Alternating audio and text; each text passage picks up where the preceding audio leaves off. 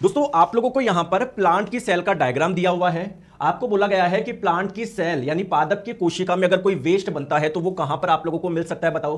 तो प्लांट की कोशिका का बहुत सारा पार्ट खाली होता है जिसे हम लोग बोलते हैं वैक्यूल रिक्तिका। यहां पर कई चीजें स्टोर होती है, प्लांट का अगर कुछ वेस्ट होता है वो भी यहां पर स्टोर हो जाता है, और भी प्लांट के लिए जो महत्वपूर्ण आप लोगों के पदार्थ होते हैं वो यहां पर स्टोर हो जाते हैं इस खाली जगह पर, जिसको बोलते हैं वैक्यूल यानी रिक्तिका। तो ये फोर्थ वाला है ना, ये जो 4 नंबर के तीर से जो आप लोग देख पा रहे हो ना, वो correct answer option number B. देखिए दोस्तों इस बार वैक्यूल रिक्तिका के बारे में कई क्वेश्चन पूछे गए, पहले भी पूछे जा चुके हैं। तो एक चीज ध्यान रखना, जो वैक्यूल होता है ऐसा नहीं है कि वो केवल प्लांट सेल में मिलेगा, एनिमल सेल में भी मिलता है। लेकिन एनिमल सेल जंतु कोशिका के अंदर जो रिक्तिका होती है, जो रसदानी होती है, काफी छोटी साइज में होती है। प्लांट सेल में बड़ी होती है, लगभग 50 से 90% पूरी कोशिका का जो आयतन होता है ना, वो वैक्यूल रिक्तिका के द्वारा घेरा हुआ होता है आप लोगों का। ठीक है, दूसरी बात देखो, अभी इससे क्वेश्चन पूछा गया कि प्लांट सेल पादप की कोशिका को यह पूछा जा सकता है फ्लेक्सिबिलिटी कौन प्रदान करता है। तो प्लांट की कोशिका के अंदर जो एक खाली स्पेस है वैक्यूल, जिसे हिंदी में रिक्तिका या रसदानी बोलते हैं, उसमें क्या भरा होता है, सेल सैप भरा होता है, एक लिक्विड भरा होता है, जिसकी वजह से क्या होता है, रिजिडिटी और क्या